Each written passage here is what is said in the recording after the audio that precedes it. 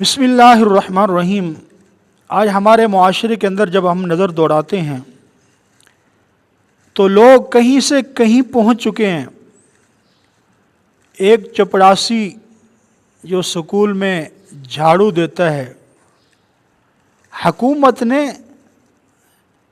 اس کے حال پہ ترس کھاتے ہوئے، رحم کرتے ہوئے اور وقت کے تقاضے کو دیکھتے ہوئے، وقت کے اخراجات کو، مہنگائی کو دیکھتے ہوئے حکومت نے 40 سے 50 ہزار اس ایک چپڑاسی کی تنخواہ مقرر کی ہے تاکہ اس کی زندگی سکون سے گزر سکے۔ اور دوسری طرف جب ہم دیکھتے ہیں کہ ایک بچہ جس نے حفظ پڑھا، 7-8 سال حفظ کے اوپر لگائے، پھر وہ عالم بنا، پھر وہ مفتی بنا، اس کے بعد یہ سارا کورس مکمل کر کے وہ فارغ التحصیل ہو کر اپنے علاقے میں آیا، اس کے دل میں یہ جذبہ ہے کہ میں اپنے علاقے میں جا کر دین کا کام کروں گا، اپنے علاقے میں جا کر لوگوں کو تبلیغ کروں گا، لوگوں کو قرآن و حدیث پڑھاؤں گا، لوگوں کے بچوں کو قرآن کی تعلیم دوں گا۔ لیکن جب یہ بیچارہ اتنی محنت کرنے کے باوجود 18 سال تک اپنے ماں باپ سے جدائیگی، اسی طرح من پسند کھانے چھوڑ کر، دال کو کھا کر، من پسند زندگی کو اللہ حافظ کر کے، علم دین مشقت سے حاصل کر کے جب یہ اپنے معاشرے میں آتا ہے تو لوگوں کا رویہ اس کے ساتھ کیا ہوتا ہے؟ اس کو ایک مسجد مل جاتی ہے، ایک مدرسہ مل جاتا ہے۔ جب مسجد والے، کمیٹی والے بیٹھتے ہیں، یہ امام مسجد ہم نے رکھنا ہے، اس کو کتنی تنخواہ دیں؟ تو کوئی بدبخت بولتا ہے 8,000 بڑی ہے، کوئی کہتا ہے 10,000 بڑی ہے، بڑی سے بڑی چھال ماریں گے تو 15,000 تک بس ہو جائے گی۔ آج کے دور میں ان متولیین سے، کمیٹی والوں سے یہ پوچھتا ہوں کہ کیا تمہارے گھر کے اخراجات 15,000 میں کور ہو جاتے ہیں؟ کیا تمہارے گھر کے اخراجات 15,000 میں پورے ہو جاتے ہیں؟ اور جس فیلڈ میں تم کام کرتے ہو اس کی ڈیوٹی دیکھو، 5 سے 6 گھنٹے کام کرنا ہے اور اس کا معاوضہ تم لاکھوں روپے لے رہے ہو، اور یہ امام مسجد رکھ رہے ہو جس کی ڈیوٹی 24 گھنٹے ہے۔ اگر رات کے 2 بجے دروازہ کھڑکتا ہے تو امام مسجد کو جانا پڑتا ہے۔ کوئی مر گیا، امام مسجد کو جانا پڑے گا۔ کسی کو تکلیف ہے، دم کرنے کے لیے جانا پڑے گا۔ بچوں کو پڑھانا ہے، صبح و شام وہ پڑھانا پڑے گا۔ اذان کی ڈیوٹی ذمہ نہیں لیکن اس کو دینی پڑے گی۔ تو یہ سارے معاملات 24 گھنٹے میں یہ امام تمہارا پابند ہے، یہ مدرس تمہارا پابند ہے۔ 24 گھنٹے کی تم اس کو جو اجرت دے رہے ہو وہ 15,000 سے کم ہے۔ تو کیا تمہارے نزدیک یہ امام یا مدرس انسان نہیں؟ اور کیا اس کے بیوی بچے نہیں؟ کیا اس کا مہمان نہیں آتا گھر میں؟ کیا اس کے بہن بھائی نہیں ہیں؟ کیا اس کو دوسری گھر کی ضروریات نہیں؟ کیا یہ بیمار نہیں ہوتا؟ کیا اس کو خوشی غمی میں کپڑے نہیں لینے پڑتے؟ کیا اس کو عید کے موقع پر اپنے بچوں کو کپڑے نہیں دینے پڑتے؟ یہ وہ ساری باتیں ہیں جو متولیین اور محتمیمین کے دماغ میں نہیں آتی۔ 15,000 بڑی ہے اور ڈیوٹی کتنی ہے؟ 24 گھنٹے۔ تو میرے بھائیوں، وہ 15 سال 18 سال پڑھ کے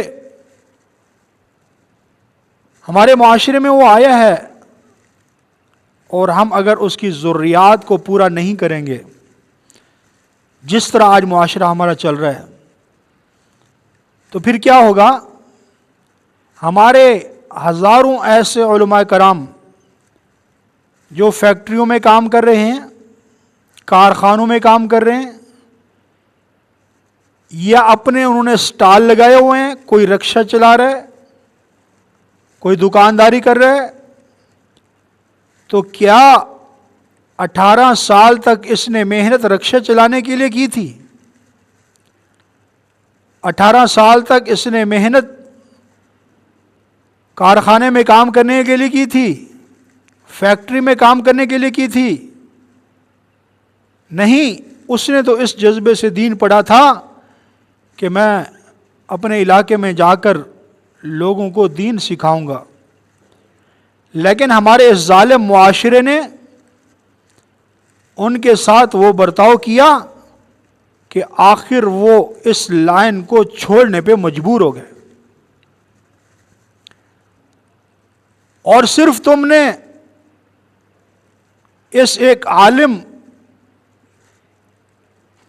یا اس ایک امام کے ساتھ زیادتی نہیں کی،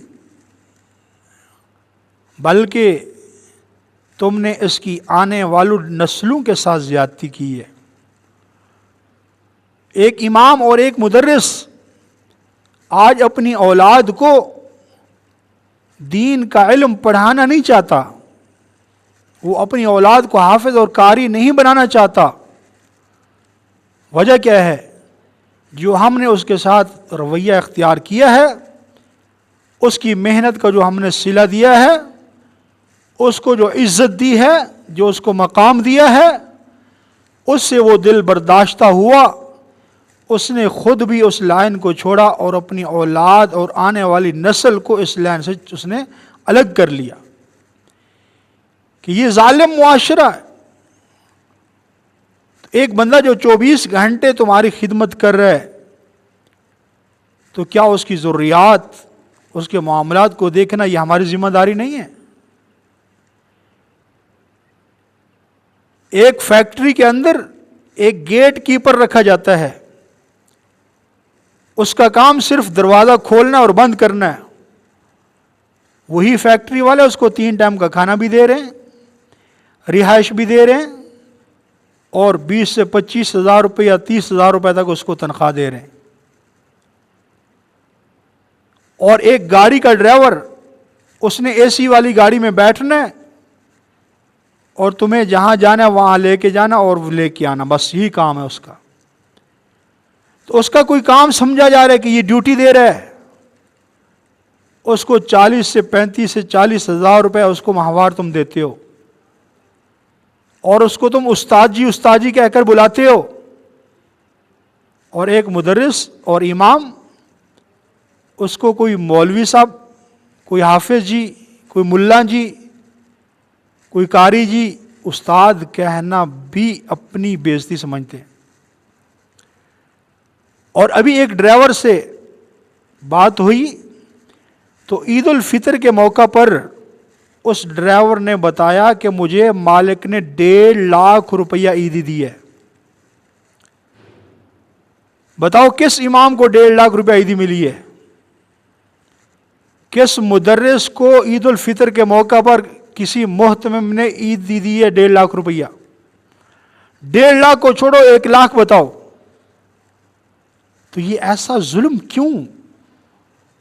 سعید انور ہمارے ڈسکے میں تشریف لائے تو انہوں نے کہا دیکھو، ایک عالم، ایک مدرس، ایک امام جو ہمارے دین کا وارث ہے، ہمارے بچوں کو دین کی تعلیم دیتا ہے، جو ہمارے بڑوں کو دین کی تعلیم دیتا ہے، جو ہماری دنیا اور آخرت کا وارث ہے، ہم اس کے پیچھے نمازیں پڑھ رہے ہیں تو نیکیاں مل رہی ہیں، ہم اس کو 20,000 روپے تنخواہ دے کر یوں سمجھتے ہیں کہ جس طرح ہم بہت بڑا احسان کر رہے ہیں۔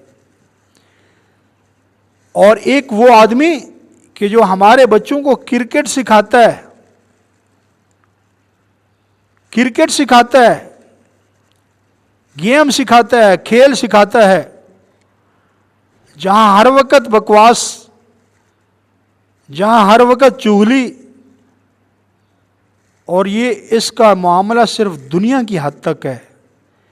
اور اس ایک کرکٹ سکھانے والے کو 30 لاکھ روپیہ مہینہ دیا جاتا ہے۔